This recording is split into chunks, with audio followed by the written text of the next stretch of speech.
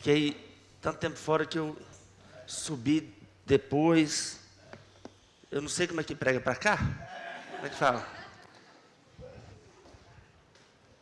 Estou confuso.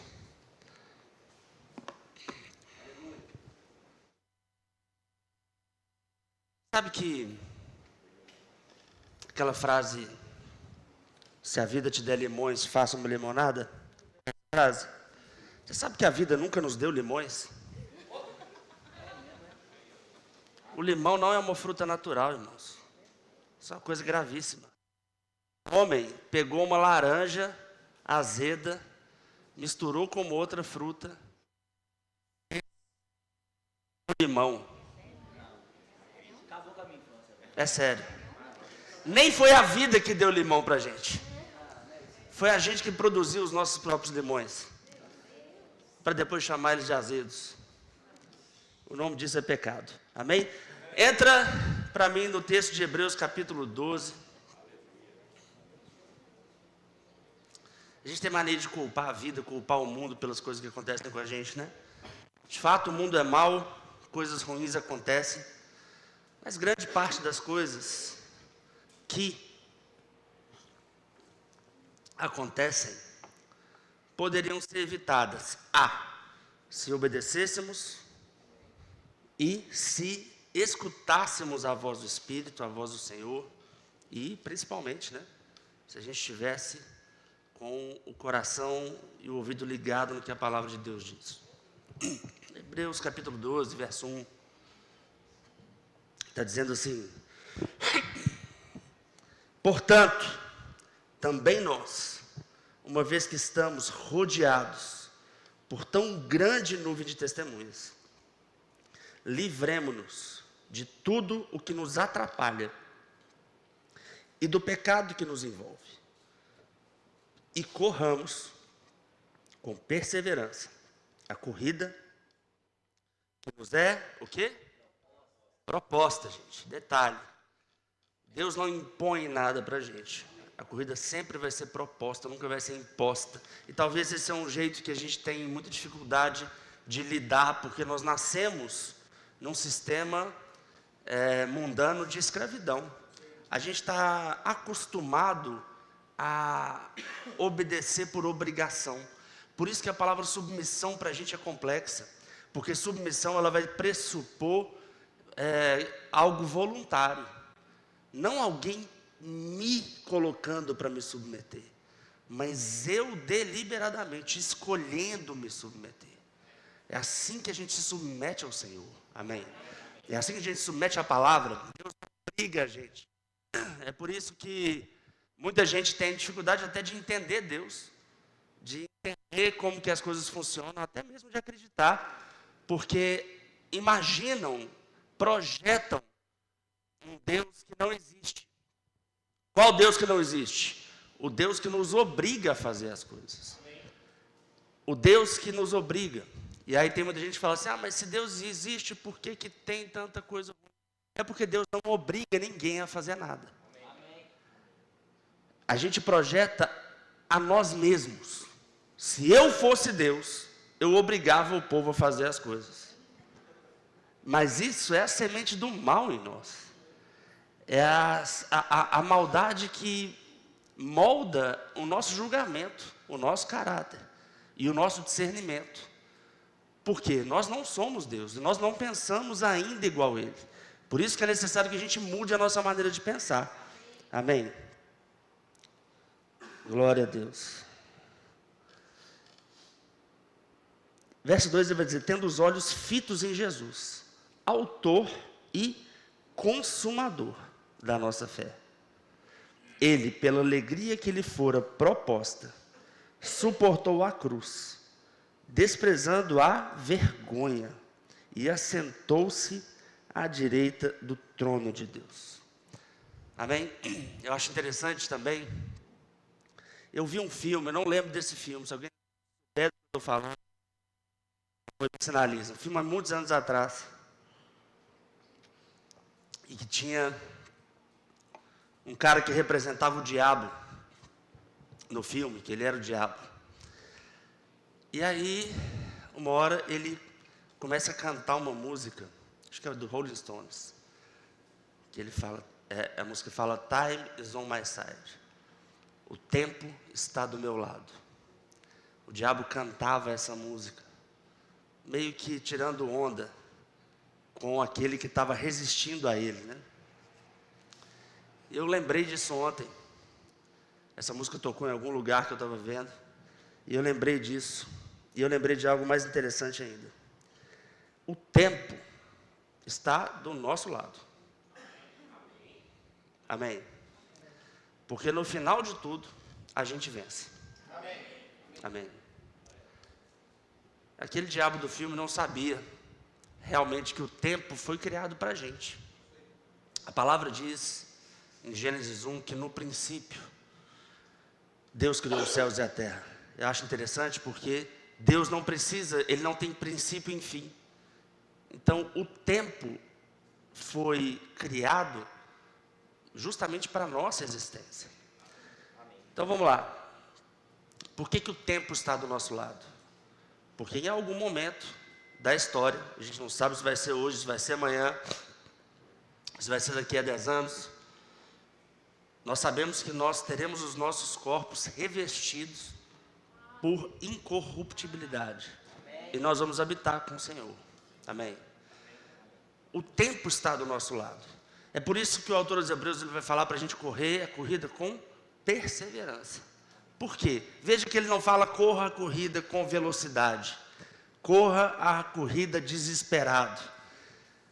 É corra a corrida com perseverança. Por quê? Porque o tempo está do nosso lado. Amém. Quando a gente é mais novo, a gente é muito afobado para fazer as coisas acontecerem. Isso foi um comentário interessante. De onde surgiu isso?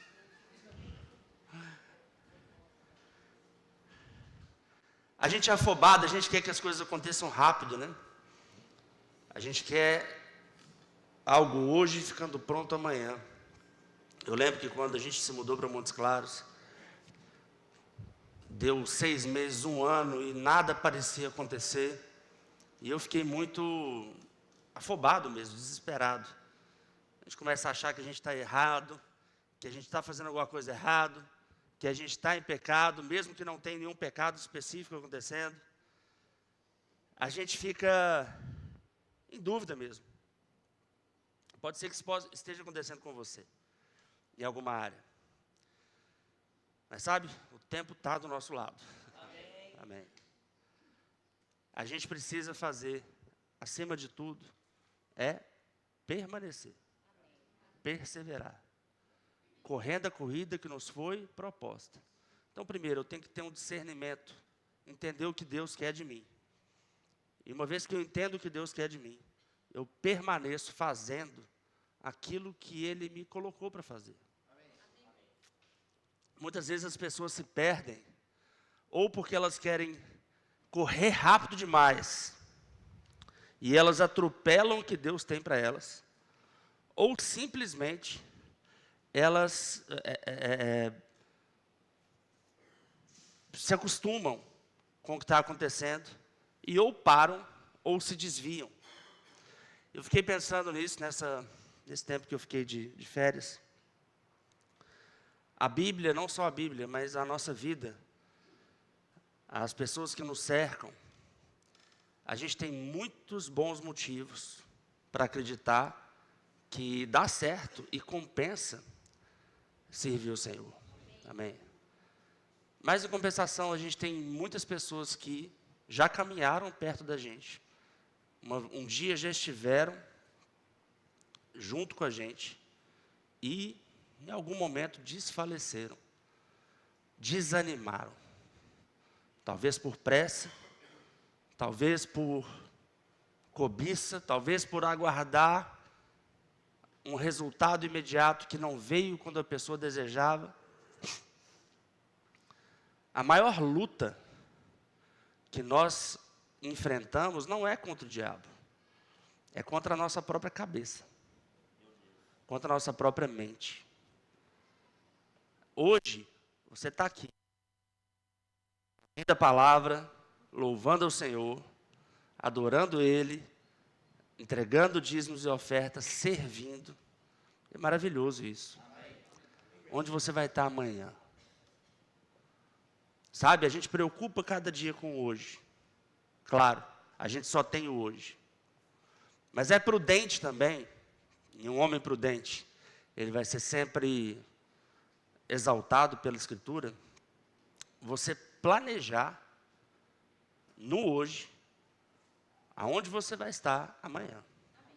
A gente vai começar um ano agora, 2026, já chegou. Eu estava fora, mas eu estava congregando online. Eu vi o Caio ministrando aqui. Ele falou sobre planejamento, né? No início ele citou sobre planejamento. Eu não lembro. Acho que foi na pregação.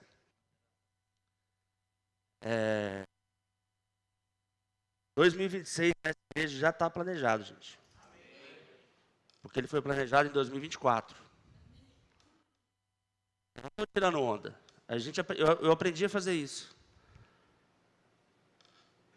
É claro que ajustes são feitos.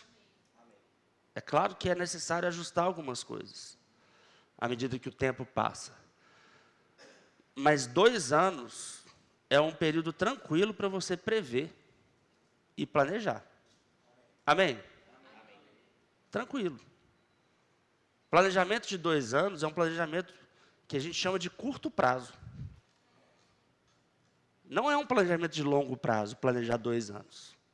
Na verdade, o planejamento que deve ser feito não é de 2, é de 10. Amém?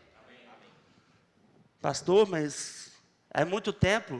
Deixa eu te perguntar, você não deseja viver mais 10 anos, não?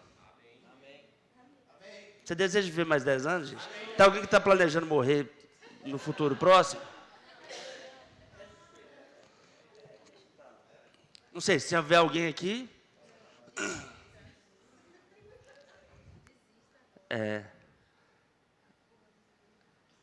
Amém? Se você não está planejando morrer num futuro próximo, o planejamento de 10 anos é a coisa mais inteligente que você pode fazer na sua vida. Alô? Aleluia. Mas não dá para planejar? Não. Que dá, e você já fez isso antes. Se você já estudou, se você formou no ensino médio, é porque você cumpriu um planejamento de mais de 10 anos. O negócio é que não foi você que fez. Outra pessoa planejou para você. Aleluia. Amém. Você fez faculdade, você planejou no mínimo 4 anos, 5, alguns mais. Esse povo maluco da medicina. Joga. Vai ficar cortando os outros depois.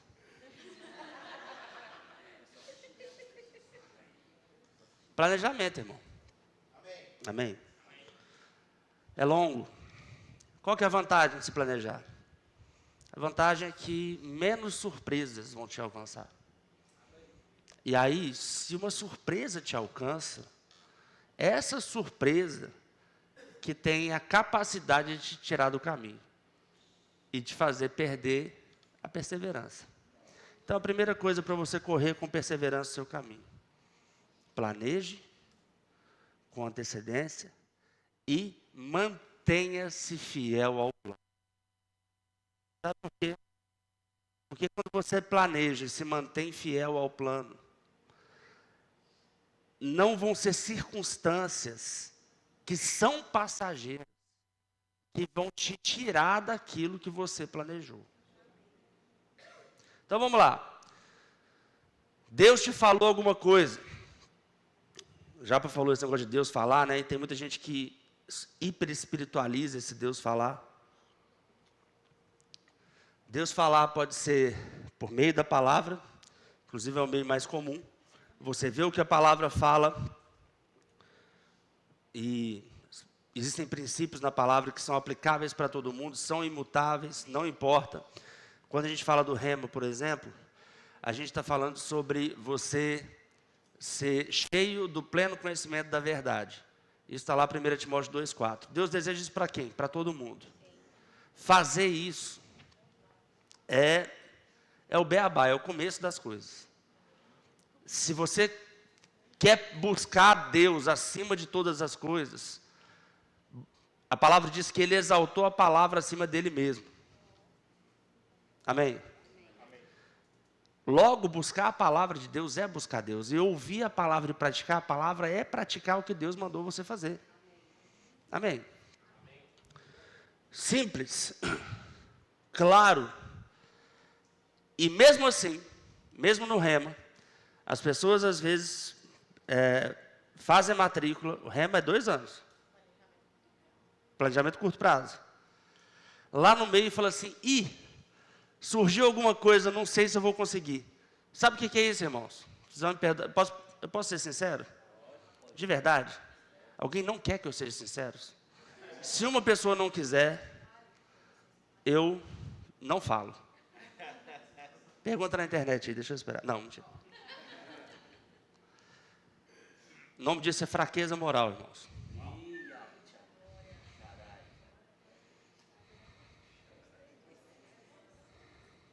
Moral é.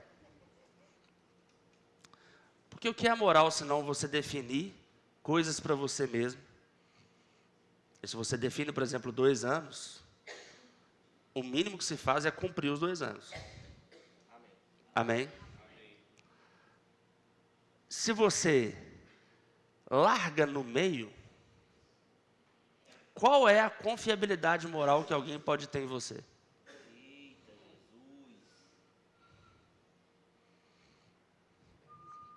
Se eu faço um compromisso com você, vou fazer tal coisa para você, e você olha para a minha vida e percebe que eu costumo largar coisas, qual a confiança que você vai ter em mim? Ficou quieto aqui de repente, você quer que eu volte mesmo? Vocês estão aqui? Pastor, mas surgem coisas na vida que estão fora do nosso controle.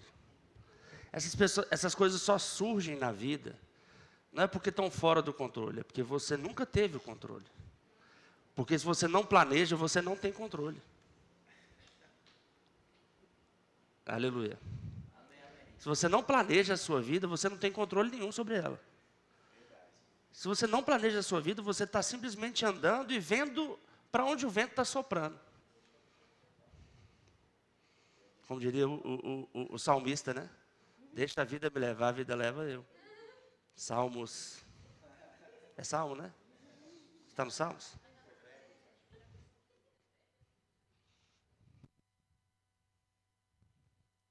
O acaso vai me proteger.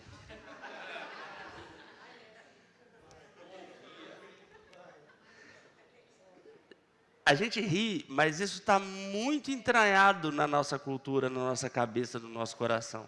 A gente acha mesmo. E 2029? E aí tem muito tempo. Mas você não vai chegar vivo lá, não? E às vezes você pergunta para a pessoa assim, como que você quer estar daqui a 10 anos? Eu nunca vi um sonho pequeno. Nunca vi um sonho pequeno. Eu nunca vi ninguém falando, não, daqui a 10 anos, eu quero estar aí, né? Um velocípede. Nunca vi. Todo mundo que joga 10 anos para frente, pensa em todos os seus problemas resolvidos. Nos seus sonhos satisfeitos, ou pelo menos encaminhados. Quem começou um negócio, o negócio está bom, prosperando, dando certo. Quem entrou no emprego foi promovido. Não é? Nunca vi alguém falar assim, daqui a 10 anos, como é que você vai estar? Eu imagino que eu vou estar quebrado. Daqui a 10 anos, provavelmente, eu vou estar quebrado. E as pessoas não quebram? Não quebram. É porque elas só sonham. Elas não planejam. E aí é muito ruim porque entra uma coisa chamada frustração. Você se frustra porque você sonhou não planejou, ou se planejou, planejou pouco. Planejou raso, não olhou todas as situações, não considerou todos os caminhos. Porque assim, tem coisas que não tem jeito. Você vai planejar uma faculdade, por exemplo. E aí você fala assim, bom, o curso que eu comecei, direito. Não, eu vou chegar, vou começar, aí eu vou passar, vou chegar no 7º período, vou pegar a OAB provisória, vou começar a fazer estágio. Ali, quando eu estiver no 10º, eu já vou estar importante no escritório grande. Depois de um tempo, 2 anos de prática, eu vou fazer o concurso para juiz. E, 10 anos aí, tranquilo. Planeja. Só que no 2º período, o cara começa a matar a aula, porque não aguenta ler teórico de direito constitucional, foi preguiça. Quem quer saber desses caras? E o bar vai chamando. E aí, daqui a pouco, o cara ele tem uma matéria no 5º período, uma no 4º, 2 no 3º, porque uma pré-requisito da outra. O planejamento dele, que era para ser 8 anos, já foi para 12. Daqui a pouco ele desanima e fala assim, não deu não. Não deu por quê? Porque pessoas não conseguem fazer o que ele planejou? Não. Por fraqueza moral. Aí a pessoa entra e fala assim, isso aqui não era para mim não. Irmãos, entenda. Eu estou desenhando primeiro uma coisa, e que certamente tem muitos furos nisso que eu estou falando, para o natural. Pode ser que você entre num curso e descubra que o curso que você entrou não tem nada a ver com você. E, pelo amor de Deus, se você descobre isso, sai fora rápido. Você não precisa ficar escravizado numa decisão que você tomou com 17 anos na sua vida, para o resto da sua vida. Amém? Entretanto, quando nós somos guiados pelo Espírito Santo, Ele tem um planejamento da nossa vida até a nossa eternidade. Embora a gente não consiga antever todo o planejamento, o Deus que nos criou conhece, inclusive, todas as intempéries que vão surgir ao longo da nossa vida. Todas as circunstâncias, todas as dificuldades. A gente não sabe o que vai acontecer, mas o Senhor sabe. Amém. Por isso, qualquer que seja o seu plano ou meta para 2026, a coisa mais inteligente que você precisa fazer é aprender a ouvir o Senhor. Amém. Amém. E quando eu comecei a essa caminhada cristã, né, eu olhava as pessoas falando que Deus falou com elas, e eu achava que todo mundo era esquizofrênico. Deus não está falando nada com esse povo. Ou então, eu preciso de uma caminhada muito grande, eu preciso me desenvolver muito, eu preciso orar muito, para um dia eu merecer Deus chegar e falar alguma coisa comigo. Ninguém me ensinou isso não, irmãos. Eu viajei que era assim, na minha infância espiritual. Depois eu percebi que a questão não era sobre uma hipersensibilidade que as pessoas tinham de ouvir a palavra de Deus, a voz de Deus. É porque a pessoa conhecia muito bem a Escritura. E quando você conhece muito bem a Escritura, fica muito fácil você discernir quando Deus está falando com você. Sabe por quê? Vamos lá. Você já teve em alguma situação em que a situação bateu em você e surgiu 1, 2 ou 3 pensamentos diferentes na sua cabeça? Não já teve? Você pensa? Quem pensa aqui, gente? Todo mundo pensa. Ótimo, graças a Deus. E às vezes a gente fica assim, alguma coisa estava me dizendo isso, alguma coisa estava me dizendo aquilo. A gente normaliza o alguma coisa me diz, Mas quando a gente fala Deus, a gente acha que a pessoa está sendo... Não é?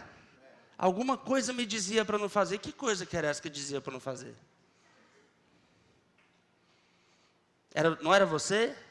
Era uma coisa, era um móvel, um vaso, um quadro na parede.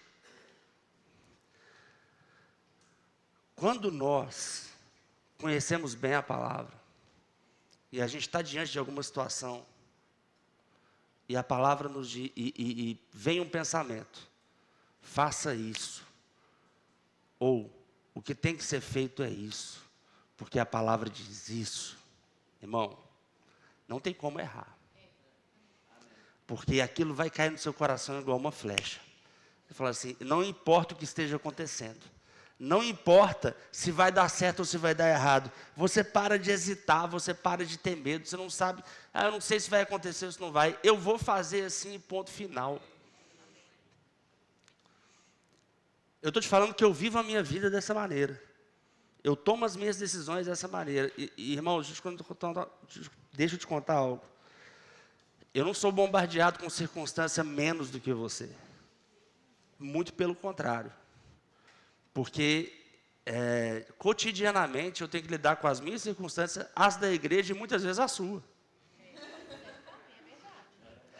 E muitas vezes, de treta que vocês arrumam dentro de vocês que eu não consigo entender como é que acontece. E aí eu tenho que... Então, circunstância é todo dia. Tomo café, almoço e janto circunstância, que não foi produzida por mim. Mas deixa eu te dizer, todas elas eu vou tomar a decisão com tranquilidade e discernindo o que a palavra diz sobre cada assunto. E deixa eu te dizer uma coisa interessante.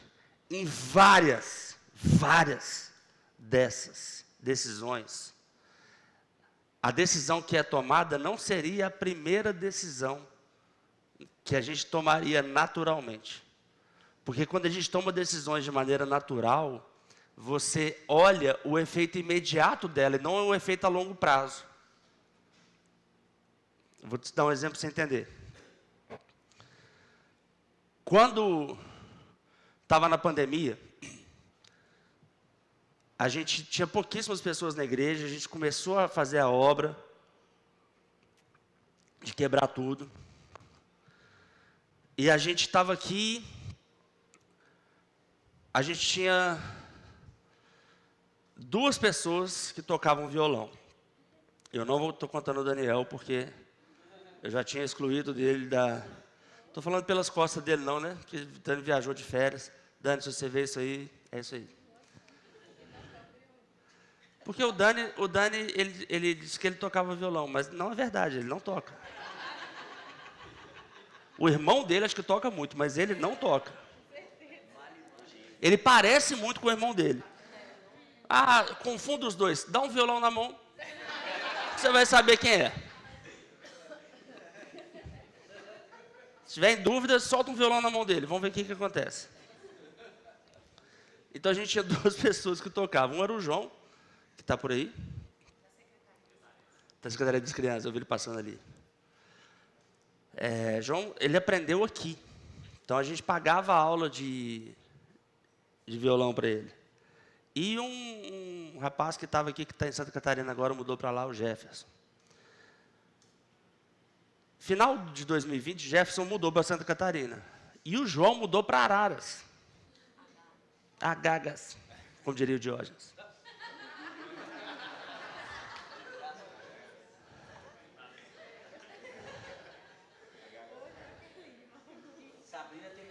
O João voltou. João voltou, pergunta para Carol como. Mas aí...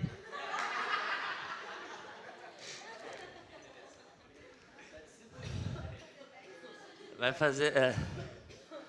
Aí... A gente ficou sem ninguém na música. E...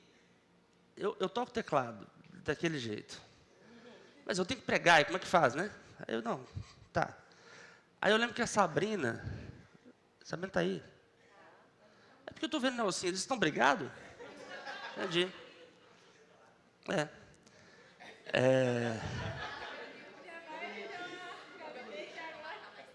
Depois de...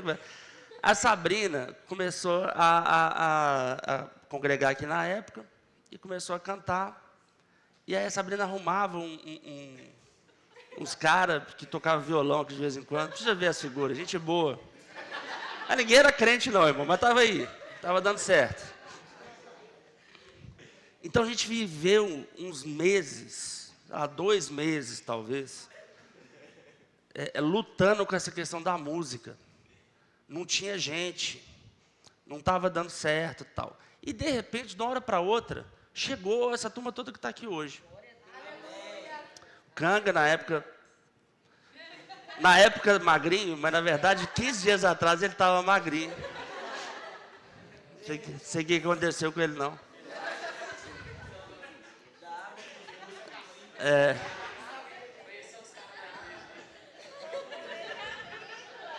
Canga.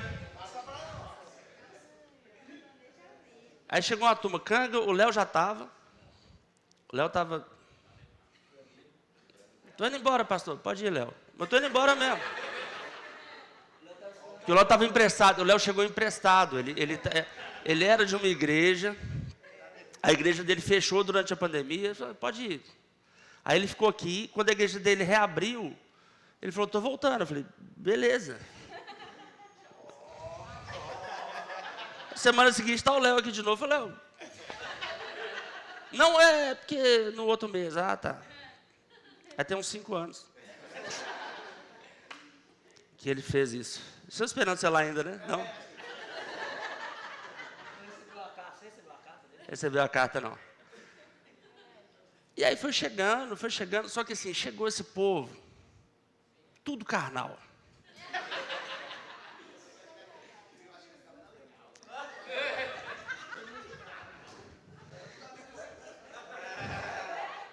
E das pessoas carnais, irmãos, o músico carnal é o pior carnal que tem.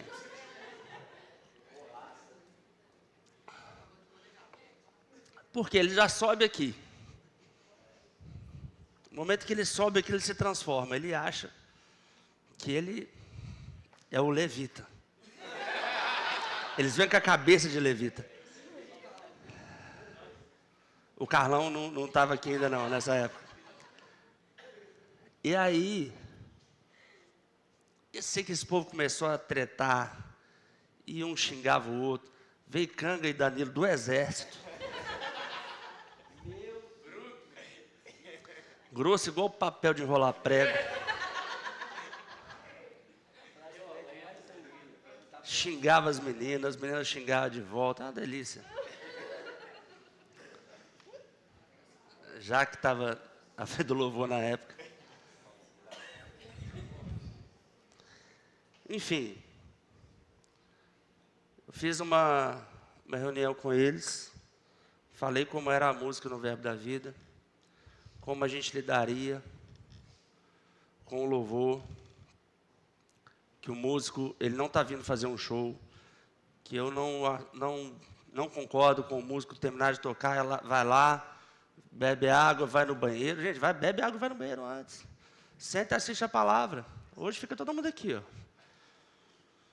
Mas, em outras igrejas, se você vê de outras igrejas, você sabe disso, o pessoal vai lá fora, vai fumar um cigarro, o pessoal... Não é?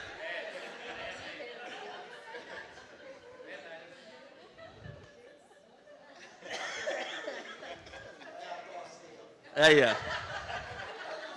Fala mal dos outros, vai fazer isso lá fora. Eu falei, ó, aqui não funciona assim não. E ó, tem que ser desse jeito, desse jeito, desse jeito, desse jeito, desse jeito. E se vocês não quiserem, vocês podem ir embora, eu volto a tocar sozinho, volto onde que eu estava aqui antes.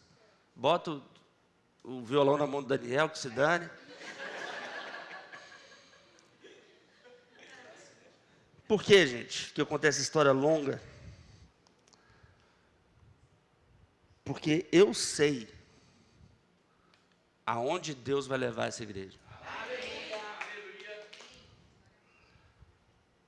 E eu não tenho pressa. É Ele que tem. O meu caminho é perseverança e princípio moral. Não importa, irmão. Não importa.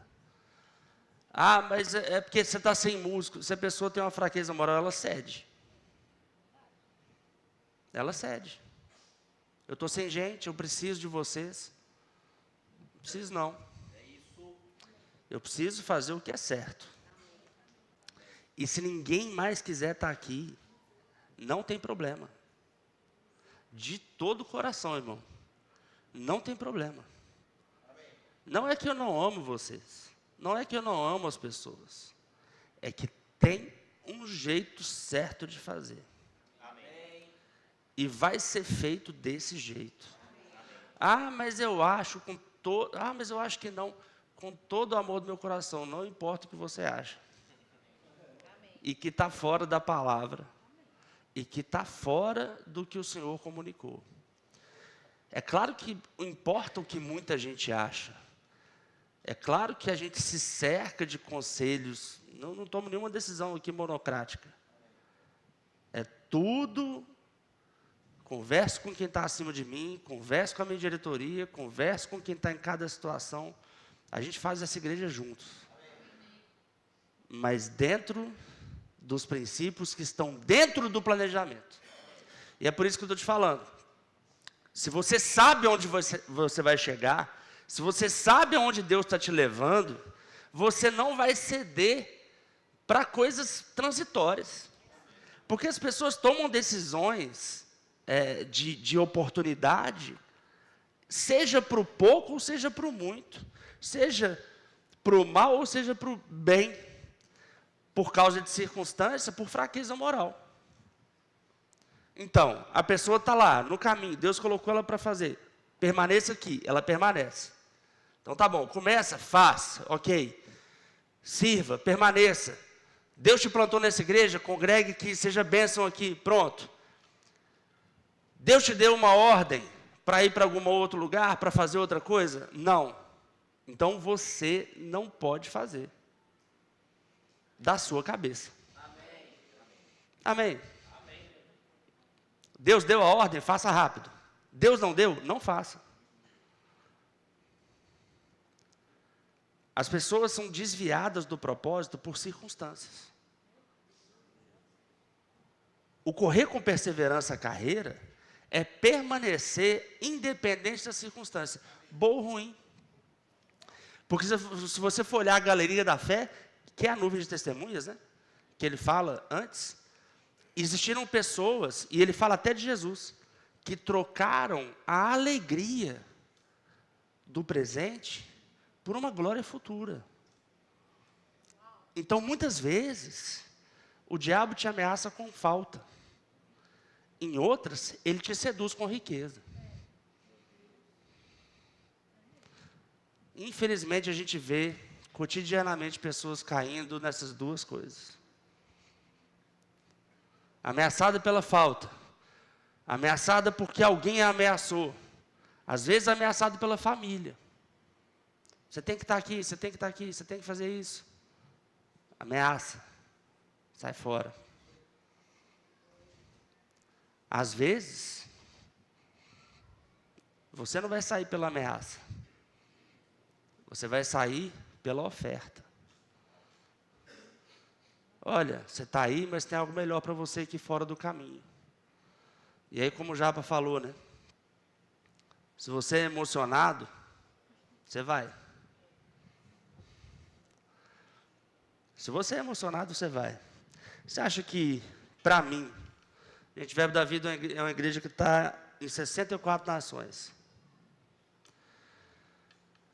A gente tem igrejas em todos os estados do Brasil. Você acha que nunca apareceu para mim uma proposta de estar em outro lugar? Eu já contei aqui propostas que outras pessoas aqui tiveram, mas eu não contei as que eu tive, porque eu tive, desde cantada até proposta. Cantada no sentido de, você podia estar aqui, de igreja gigantesca, Não para eu assumir, mas para eu estar na equipe.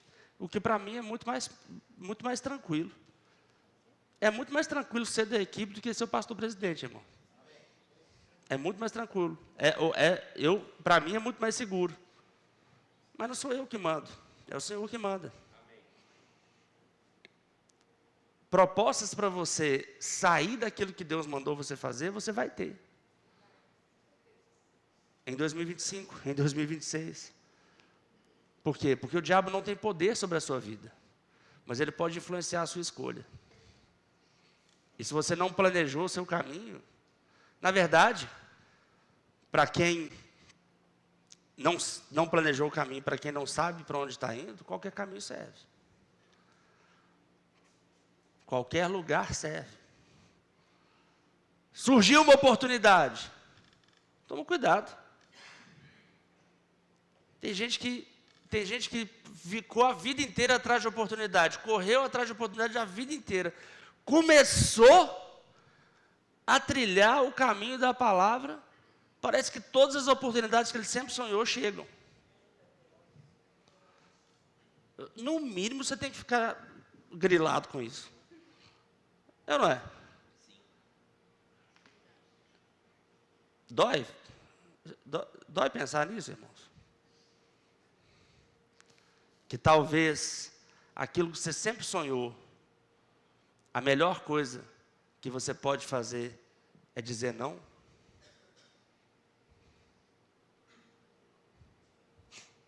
Eu tenho mais 8 minutos ali que eu vou esperar você digerir essa.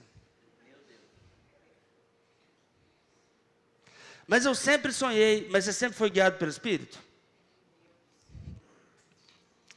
O Senhor sempre foi quem governou a sua vida? Ah, sempre foi. Para de falar de maneira emocionada. Governo não é porque eu amo. Amor não é sentimento, irmãos. Amor é decisão. Jesus não quis morrer pela gente, não. Ele morreu porque ele tinha que morrer. Você está falando isso? É porque ele mesmo falou. Pai, se for da sua vontade, afasta de mim esse cálice. Coisa chata deve ser morrer na cruz, irmão. Deve ser muito inconveniente. Imagina alguém pregar a sua mão numa madeira. Esquece a parte do açoite. Pensa só na parte do prego e na mão. E no pé. Você já pisou num prego? Num caco de vidro? Chutou a quina da mesa com o dedinho? É um pouquinho pior do que isso. É claro que Jesus não quis passar por isso. Mas ele passou de olho no que tinha depois. Para você correr com perseverança, você tem que determinar agora. Nada vai me tirar de onde Deus me colocou. Nem circunstância que vai querer bater na minha porta para me desviar.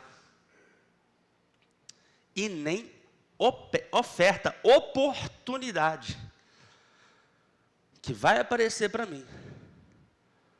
Sabe, tem muita gente que chega e fala que Deus falou para ela algumas coisas, e depois de pouco tempo, a pessoa está fora daquilo que ela falou, que Deus falou. Ou Deus não falou, ou essa pessoa, ela tem uma força moral de uma barata.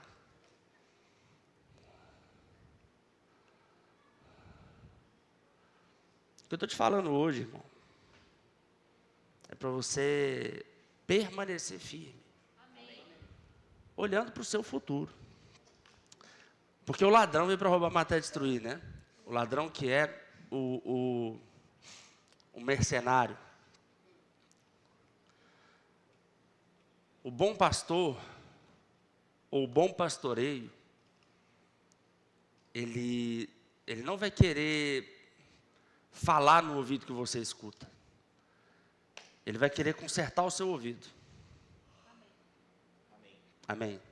Porque nós precisamos renovar a nossa mente. Você não está aqui para ouvir palavras de vitória. Você está aqui para ajustar a sua vida para que você seja um vitorioso. O brasileiro é muito místico. Acha que se eu falar assim, vai lá, quem quer a vitória aqui? Aí você levanta a mão e pega assim, ó. Ah, você já fez isso que eu sei. Tá tudo bem, pode fazer, não tem problema não. Mas não adianta não, viu? Você pega quando aquilo cai no seu coração e muda a sua maneira de andar. Isso aqui, ó, você está pegando vento. Pode fazer, não tem problema não. Pode ser um sinal, é isso aí, é o H, ótimo. Mas saiba, isso sozinho é só um gesto. A real, e você vai se provar como alguém fiel,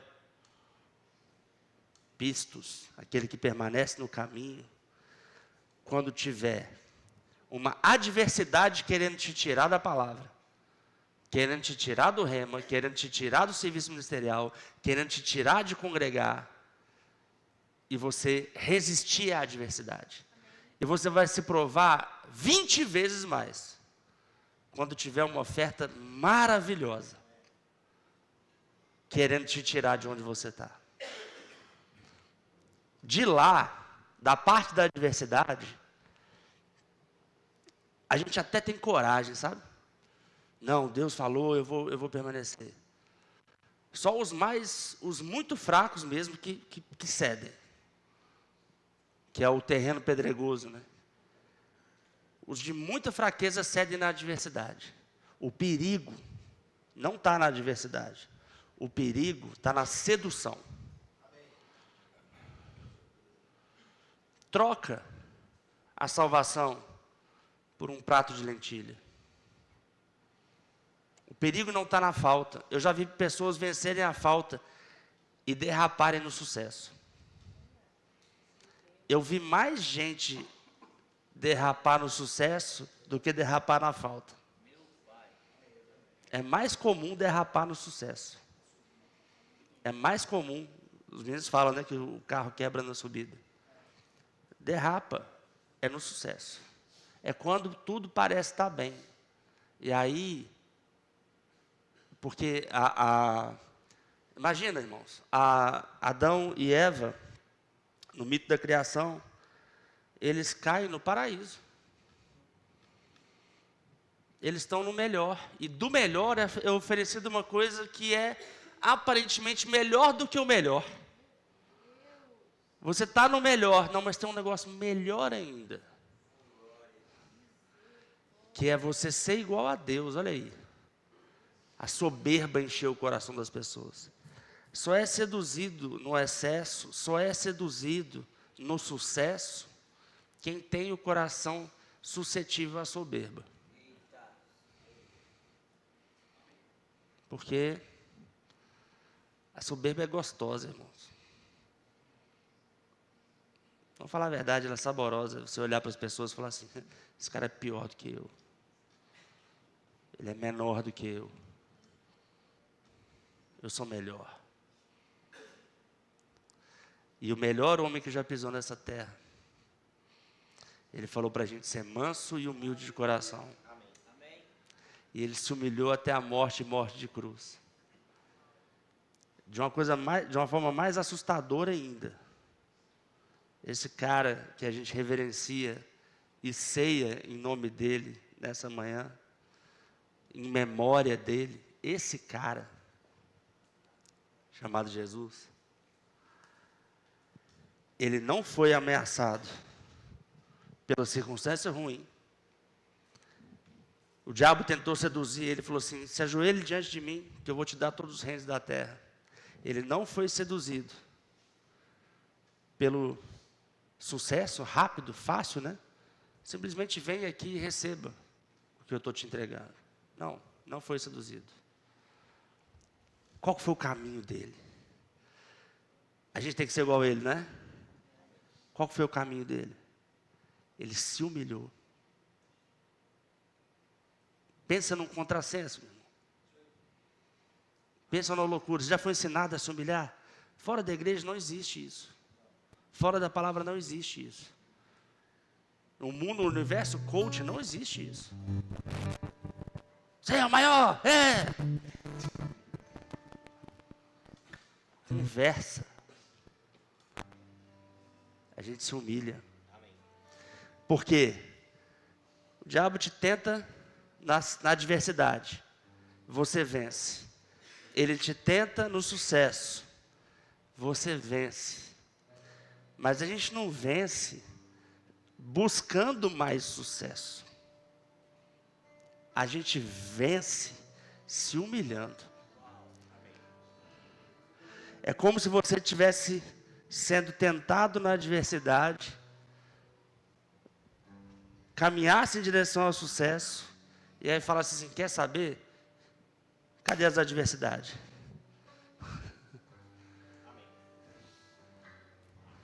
Não é que você vai procurar passar por perrengue. É que o perrengue não te assusta. Se o perrengue não te assusta, e se o sucesso não te seduz, não tem nada que vai te tirar do plano de Deus. Nada. Ninguém pode te tirar do plano de Deus. Irmãos, eu decidi uma coisa na minha vida. Estava falando com as meninas nas férias agora. A minha história, Paulo, Sérgio, eu, Pimenta Pinheiro Júnior, não vai ser contada como a história de alguém que naufragou. A minha história vai ser contada como a história de alguém que venceu. Sabe quando você assiste um filme e que lá no meio do filme o protagonista está passando por algum perrengue e fala assim, não vai dar certo? E no final dá? Esse sou eu. Eu quero te incentivar nessa manhã para que você tome essa mesma decisão sobre você. Diga, a minha história é a história de um vencedor. Amém. Sua história não é a história de alguém que vai naufragar. A gente teve Caim e Abel. Abel está na galeria da fé. Caim é só um exemplo negativo. Por quê? Não conseguiu ser corrigido por Deus. Olha que coisa triste. Não receber correção vai te fazer ficar no lugar onde você vai cair. Saul e Davi, mesma coisa. O profeta vai corrigir Saul por soberba, Saul não cede. Depois fica tentando fazer remendo. A pessoa na queda, ela vai tentando fazer remendo. Saul fez isso. Judas fez isso também. Foi lá, tentou devolver. Não, desculpa. Eu não quero esse dinheiro, não, eu entreguei. O cara é inocente. Já era, irmão. Quando você caiu, já era. Saul, não, a gente mata os bichos. Não, volta. Não, adora comigo. Pegou no manto de Samuel, rasgou, falou assim, do mesmo jeito que esse manto rasgou, Deus te rasgou. Agora.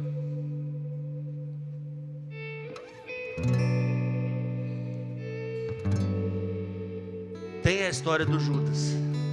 E tem a história de Pedro. Que mesmo depois do erro, por arrependimento é replantado. Pedro não fica tentando resolver o erro que ele cometeu. Não tinha como resolver. Não tinha como ele voltar lá agora. Então, gente, eu falei que eu não conhecia o cara, mas na verdade eu conheço sim. Como é que conserta? Não tem conserto. Tem arrependimento. Como que prova que a pessoa se arrependeu? Quando for martirizar ele de novo, fala assim, pronto, pode martirizar, mas faz o seguinte, piora para mim, bota de cabeça para baixo. Aí você vê que o arrependimento aconteceu. Mas hoje a gente conta a história de Pedro como a história de um vencedor.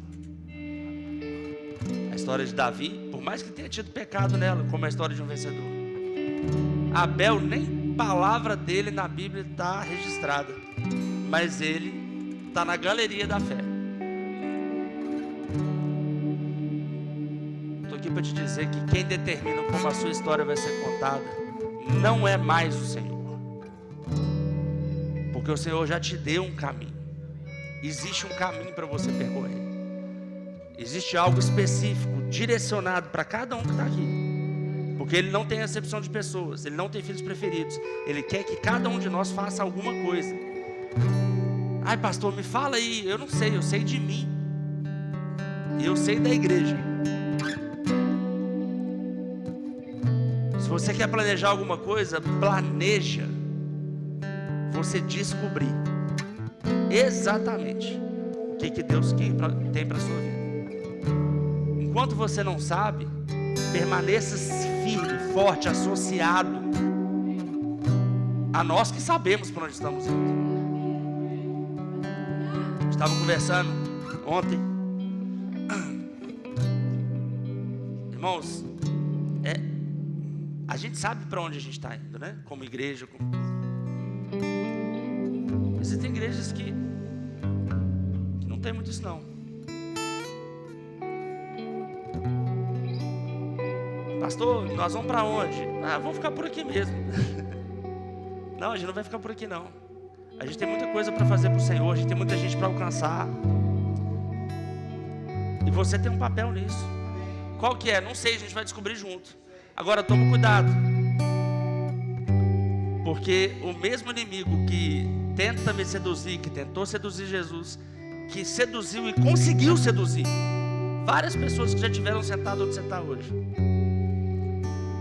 Não foram muitas, mas algumas pessoas foram seduzidas pela adversidade ou pelo sucesso.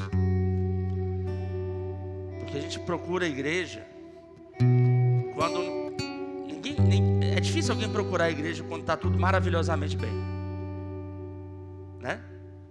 Não, minha vida está boa, não estou sentindo falta de nada. Deixa eu enfiar uns 2 cultos na semana na minha rotina. Ninguém faz isso. Normalmente você está sentindo falta de algo, e aí você chega. Mas tem gente que a única coisa que está sentindo falta é de comida no estômago. Quando come, acaba. Que a nossa falta seja suprida somente pelo Senhor e pelo propósito dele. Amém. Hoje a gente vai tomar a ceia. Tem alguém que está aqui pela primeira vez? Não, acho que eu conheço todo mundo, né? Tem alguém nos visita pela primeira vez hoje, gente? Não, né? Não dá. Então você sabe que você pode tomar a ceia, né?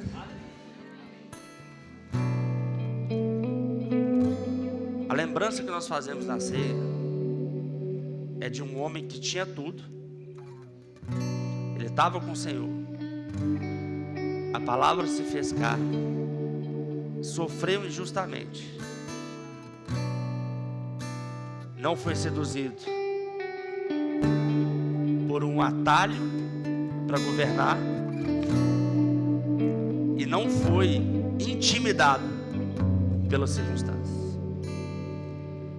Que a gente possa fazer esse momento esse memorial da ceia nessa manhã com esse pensamento. Nós não vamos ser intimidados por ninguém. Nós não vamos ser intimidados por circunstâncias. Nós vamos sofrer tudo aquilo que a gente tiver que sofrer, se for para cumprir a vontade do Senhor. Nós vamos receber, tem muita coisa boa. Irmãos, a minha vida é muito melhor hoje do que era antes. Estou te falando algo, talvez você possa pensar, nossa, então a minha vida é de sofrimento. Não, pelo contrário. A questão é que eu corro com perseverança a carreira. E eu estou falando sobre você ter uma força moral de não ser seduzido. Mas a sua vida vai permanecer sendo boa. E na verdade muito melhor do que era. Uma paz que excede todo entendimento, guardando o seu coração e a sua mente. Uma prosperidade que você nunca experimentou. Irmãos, a gente vai ter que construir um outro lugar.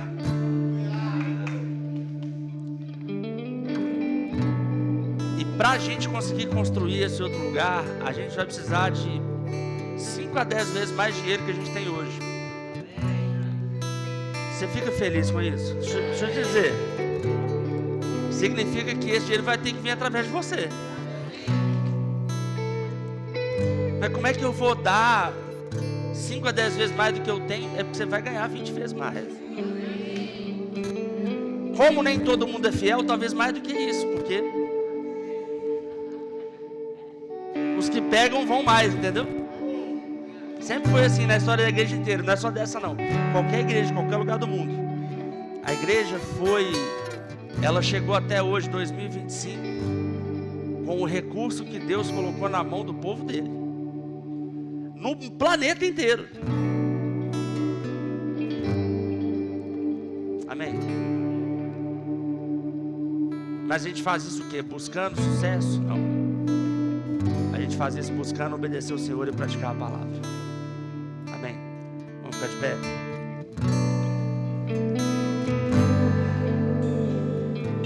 Eu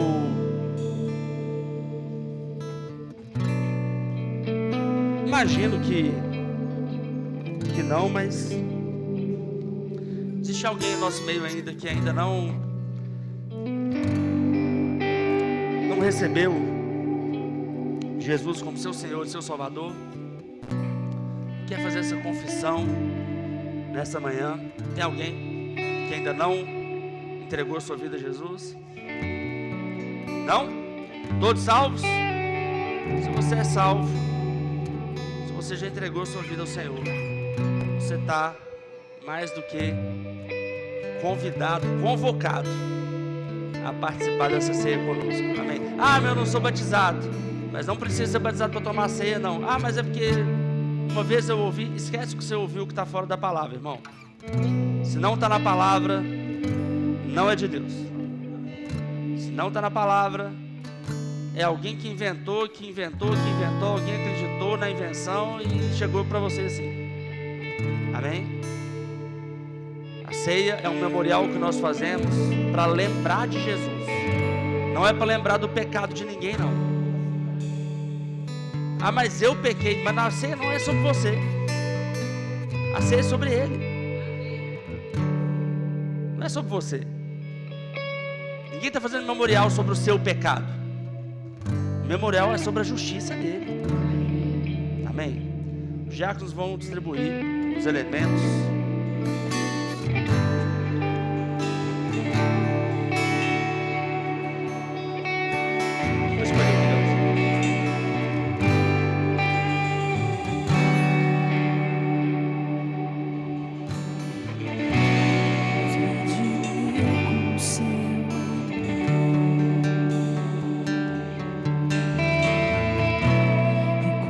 Sangue nos purificar.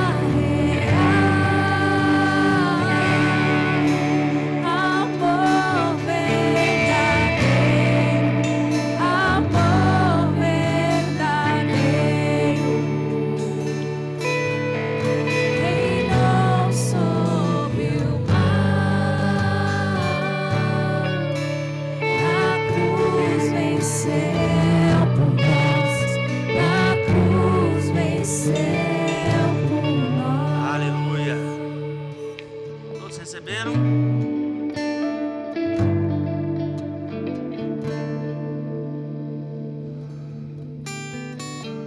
A noite que Jesus foi traído, ele partiu o pão.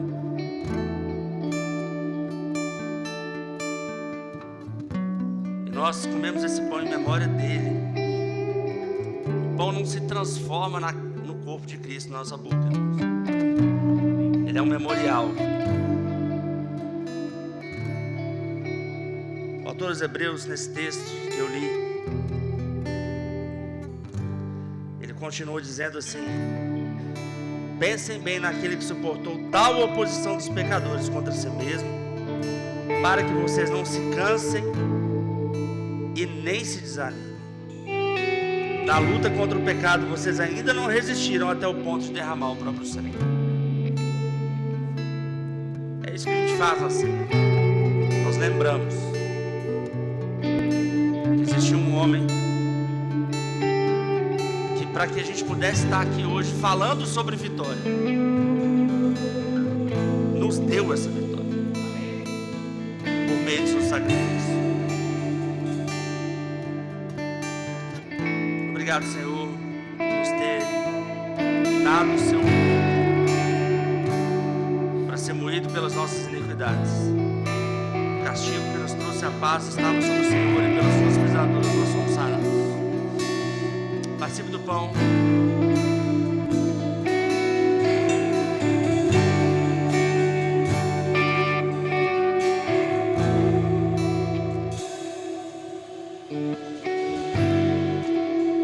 Aleluia. Esse é o cálice que representa a nova aliança. Uma nova aliança em que os nossos pecados estão perdoados, que o caminho para a nossa vitória já está definido. O tempo está do nosso lado. O tempo está do nosso lado. Tem uma circunstância, não interessa. Ela vai passar, o tempo está do meu lado. Por causa desse cálice, desse sangue, o tempo está do seu lado. Obrigado, Senhor, por vencer o tempo, vencer a história e me entregar de graça por meio do seu sangue. Essa vitória que eu não merecia, mas eu recebo.